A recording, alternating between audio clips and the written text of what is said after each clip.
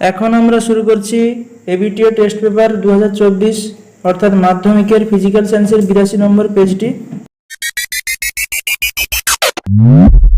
তোমাদের এখানে প্রথমে রয়েছে ফার্স্ট কোশ্চেন যে মেরু জ্যোতি দেখা যায়, তোমাদের প্রথম চ্যাপ্টার থেকে কোশ্চেন রয়েছে মেরু জ্যোতি দেখা যায় বায়ুমণ্ডলের যে স্তরে। এখানে অপশন রয়েছে এমসিকিউতে চারটে, একটা হচ্ছে শান্তমণ্ডল, আয়নমণ্ডল, ক্ষুদ্রমণ্ডল এবং কোনটি নয়।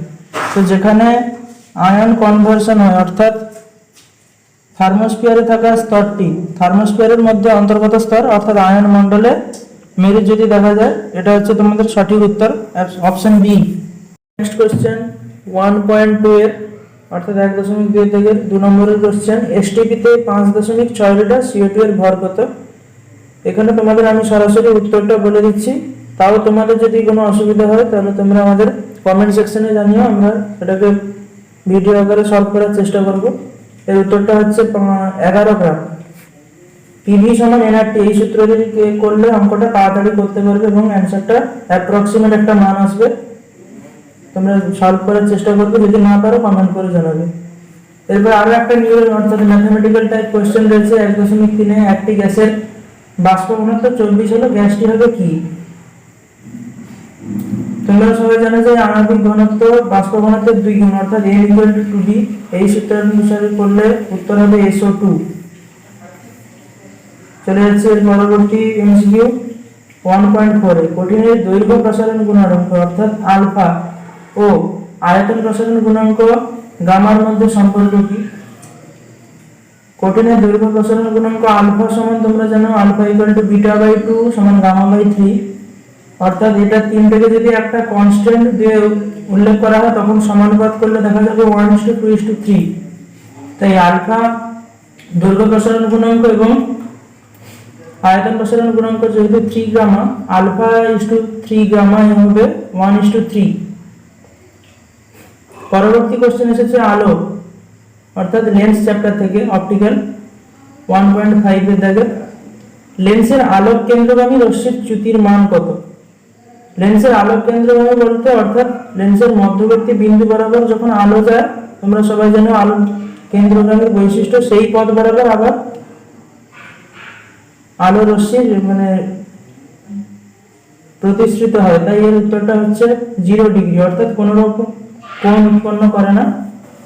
নেক্সট কোশ্চেন, এটাও আলোর প্রতিসরণ এবং প্রতিসরাঙ্ক থেকে, কোশ্চেনটা হচ্ছে হলুদের পরিপূরক বর্ণ কি? তো হলুদের পরিপূরক বর্ণ, পরিপূর্ণ বর্ণ বলতে বোঝায় এমন এক জোড়া রশ্মির সমষ্টি যাদেরকে যুক্ত করলে হয় বর্ণহীন অর্থাৎ সাদা বা কালো বর্ণ উৎপন্ন। তো হলুদের সঙ্গে তোমরা সবাই জানো যে বেগুনি বর্ণ মেশালে সেটা কালো বর্ণ উৎপন্ন করে, তাই হলুদের পরিপূর্ণ বর্ণ হচ্ছে বেগুনি। ওয়াট ঘন্টা কোন ভৌত রাশির একক? কোন রাশির একক? ওয়াট ঘন্টা মানে তোমরা এটা হচ্ছে তড়িৎ প্রবাহ চ্যাপ্টার থেকে, ওয়াট ঘন্টা হচ্ছে কারেন্ট অর্থাৎ তড়িৎ ক্ষমতার একক। কোন বাল্বটির রোধ সবচেয়ে বেশি? কোন বাল্বটির রোধ? এটা একটা ম্যাথমেটিক্যাল টাইপ কোশ্চেন 1.8 1.8 দাগে। তাই ম্যাথমেটিক্যাল টাইপ কোশ্চেনে তোমাদের যদি আমি আগে বলেছি আবারও বারে বলছি, যদি কোনোরূপ ডাউট থাকে তাহলে তোমরা কমেন্ট সেকশনে জানিও, আমরা সেগুলো অ্যানসার সলভ করার চেষ্টা করব ম্যাথমেটিক্যাল ওয়েতে। কিন্তু এখানে আমি তোমাদের উত্তরটা বলে দিচ্ছি, এখানে উত্তর হবে, তো এখানে বলেছে যে কোন বাল্বের রোধ সবচেয়ে বেশি। এখানে তোমাদের যে দেখতে হবে যেখানে ভোল্টেজের মাত্রা বেশি, দেখো সবগুলোতেই অপশনে 220 ভোল্ট, আর যার ওয়াট কম অর্থাৎ শক্তি কম, সেটাই হবে তোমাদের সঠিক উত্তর। কারণ একটা রোধের সূত্র আছে R = v²/p, এই সূত্র অনুযায়ী আর এর মান v² এর সঙ্গে সমানুপাতিক, কিন্তু p অর্থাৎ ক্ষমতার সঙ্গে ব্যস্তানুপাতিক সম্পর্ক, অর্থাৎ কোনো বাল্বের ক্ষমতা যত বেশি হবে তার রোধ তত কমবে, অর্থাৎ তার মধ্যে তড়িৎ প্রবাহ আদান প্রদানের ক্ষমতা তত কমবে। তাই তোমাদের সঠিক উত্তর হচ্ছে অপশন এ 220 ভোল্ট 40 ওয়াট। এরপরে রয়েছে গাছের বয়স নির্ধারণে ব্যবহৃত হয়, এটা তোমাদের তেজস্ক্রিয় চ্যাপ্টার থেকে, কোন ধরনের কার্বন স্কেল ব্যবহার করা হয়? এটা হবে C12 বা 12C আইসোটোপ ব্যবহার করা হয়। 1.10 এর কোশ্চেনে রয়েছে পর্যায় সারণীর 15 নম্বর শ্রেণীর মৌলগুলিকে কি বলে? পর্যায় সারণীর 15 নম্বর শ্রেণীতে থাকা নাইট্রোজেন ও সালফার গঠিত মৌলগুলিকে বলা হয় নিক্টোজেন জাতীয় মৌল। ত্রিবন্ধন যুক্ত একটি সমযোজী মৌলিক অণু হলো ত্রিবন্ধন যুক্ত অর্থাৎ ট্রিপল বন্ড কানেক্টিং একটি কোভ্যালেন্ট বন্ডের নাম বলেছে, এখানে হবে N2, কারণ N2 যখন আমরা বন্ধন বিভাজন করব সেখানে N ট্রিপল বন্ড N অর্থাৎ ত্রিবন্ধন দেখা যায়। অ্যানোড মাদ কথাটা এটা তোমাদের ধাতুবিদ্যা চ্যাপ্টারের এমসিকিউ কোশ্চেন 1.12 অর্থাৎ 12 দাগের কোশ্চেনটা। অ্যানোড মাদে যে ধাতু পাওয়া যায়, অ্যানোড মাদে যে ধাতুটি পাওয়া যায় সেটা হচ্ছে অর্থাৎ তামা বিশুদ্ধীকরণের সময় যে ধাতু পাওয়া যায় সেইটাই অ্যানোড মাদে পাওয়া যায় গোল্ড।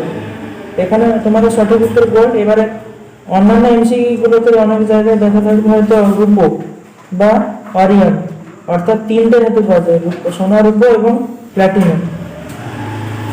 সবগুলো উত্তর তোমরা জেনে রাখো।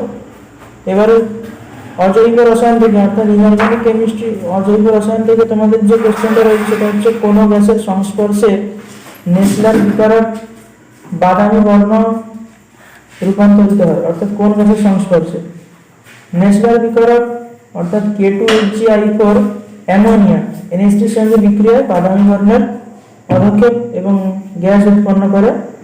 কার্বন বিজারণ পদ্ধতিতে নিষ্কাশিত ধাতুর নাম হচ্ছে অ্যালুমিনিয়াম। কোনটি সম্পৃক্ত হাইড্রোকার্বন নয়? সম্পৃক্ত হাইড্রোকার্বন নয় যে সমস্ত কণাগুলি দেখবে ডাবল বন্ড আছে ইথিলিনে, তাই ইথিলিন হবে এখানে সঠিক উত্তর C2H4 অপশন ডি। আজকে তোমাদের আমি 82 নম্বর পেজের এমসিকিউ গুলো করিয়ে দিলাম। এরপরে তোমাদের যদি এই পেজে অর্থাৎ 82 নম্বর পেজে এসিকিউ গুলো নিয়ে কোনো সমস্যা থাকে তাহলে তোমরা কমেন্ট করে জানাও। এরপর থেকে আমি কন্টিনিউয়াসলি এমসিকিউ গুলো করে যাব পেজ বাই পেজ। তোমাদের অসুবিধা থাকলে নিশ্চয়ই তোমরা কমেন্ট করে জানাবে এমসিকিউ করার জন্য। দেখা হচ্ছে তোমাদের পরের ভিডিওতে নতুন এমসিকিউ নিয়ে।